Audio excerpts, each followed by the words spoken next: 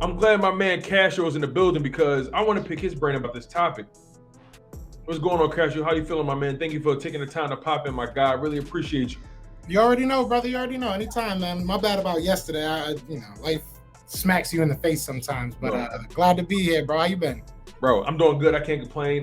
Grinding, keeping my foot on the gas pedal, and man, like I gotta ask you. I asked the live chat already about this linebacker position, but I know a lot of people are in love with guys like Devin Lloyd, guys like N'Kobe Dean, and all that. But if you ask me, you can't expect the Philadelphia Eagles to take a linebacker in this first round just based off the moves they made thus far and some of the talent that we have yet to really tap into. But what's your thoughts overall on the linebacker position and if they even address it? Look, we're all Eagles fans here, right? We know the history. If you ask me just based off that, no, I don't think the Eagles will address the linebacking position. I don't think that they feel they really have to. I feel like they feel, and if you look at this linebacking position throughout the draft, it is very strong. It might not have, that Micah Parsons guy. It might not have, Bobby Wagner in it or whatever on the surface value, but you have a lot of good linebackers that can come in and play a role for your team. So I know Eagles fans, and that includes me, are really stuck on getting a Devin Lloyd, maybe a N'Kobe Dean.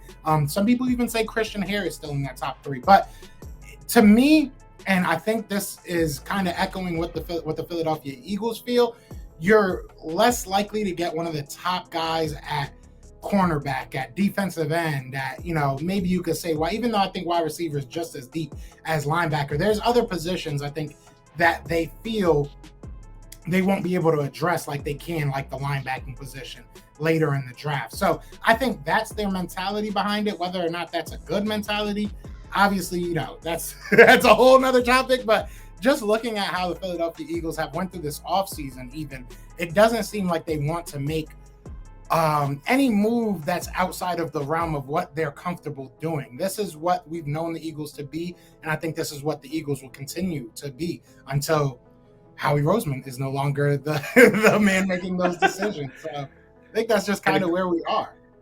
Right, and for the foreseeable future, at the very least, he's not going anywhere. Right, he got that 3-year extension, and I want to pose a question to you. We're talking about the linebacker core, and I know a lot of people are saying we need to get a wide receiver. We need to get Jalen Hurts some help. Right, those are the things that people are constantly spewing out on the airwaves. But I was doing my due diligence, and I spoke about this yesterday, and I just want to get your thoughts on this. So the question overall is, should the Philadelphia Eagles prioritize defense entering this draft, right?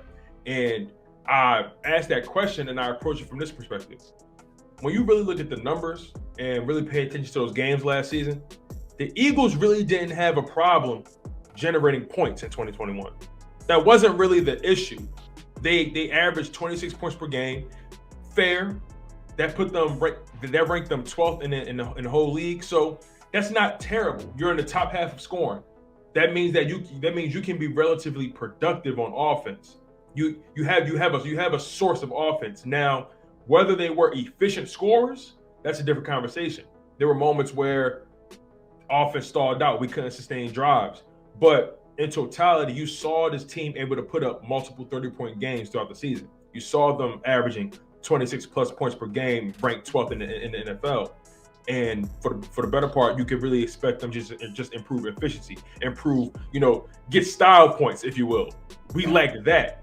But defense, by my estimation, was the main issue. We didn't have a problem scoring points. We had a problem keeping points off the board. Think about it from this perspective also. 9 quarterbacks completed over 73% of their passes. 5 of those 9 completed over 80%. We allowed Derek Carr to throw for 90%.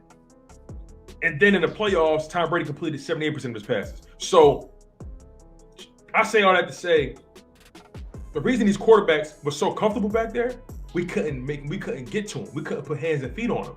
We couldn't make them uncomfortable. They was back there knitting sweaters, making tea, burping a baby. They was doing everything back there.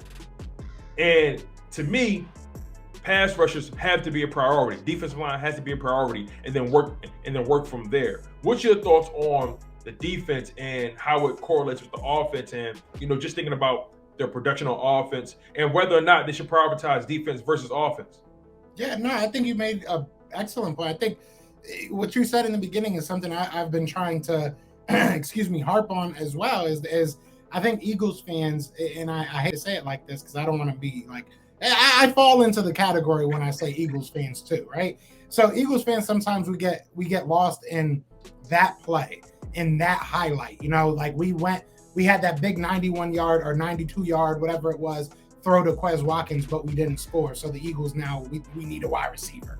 And I don't think it's that cut and dry. I think that what you said is perfect. We were able to put the ball in the end zone. Was it the prettiest? Was it the most efficient? Did we score every drive? No.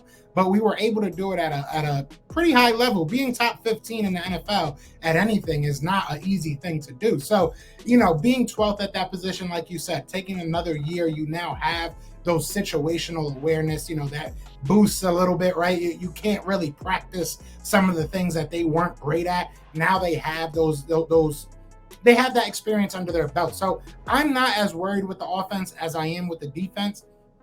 And to kind of piggyback what you were saying off, not being able to get to them in the defensive line, I do think that the defensive line needs to get younger. I think we need to get better, but I think it's more of a it's more of a whole than it is just a singularity piece. I think that you can sell me on anything on this defense. I've continuously said on the show, like, we're really bad on defense, and where we're good, we're really old. So you look at the Fletcher Cox. He obviously had a down year, but he's still very good, and he's obviously pretty old. You look at Javon Hargrave. He's probably our second best defensive lineman right now, and he's pushing 29. So I'm not saying he's only got a year or two, but he's got maybe 3 or 4. So you're gonna have to find somebody to, and now to add to that, Hargrave is entering the last year of his deal. Yeah, and now he's going to be taking on more responsibility, with the sense that we have that Fletcher Cox, this is probably his last year in Philadelphia at the least, maybe last year of football. You're going to be asking Javon Hargrave to come back on a deal that you're going to be asking him to be, let's be real here, right? You're going to ask for it to be team friendly. We're not no idiots. We have not overpaid nobody because we like them. That's not what we do. So We're going to ask him to come back to the team that didn't necessarily play him to his strengths till probably this year, and even this year was kind of a weird year for him. And then you're going to be that guy now. You're no longer having to the side of you an all-pro, all-world defensive tackle taking pressure off you. So now it becomes a question of, do you have anybody on that defense?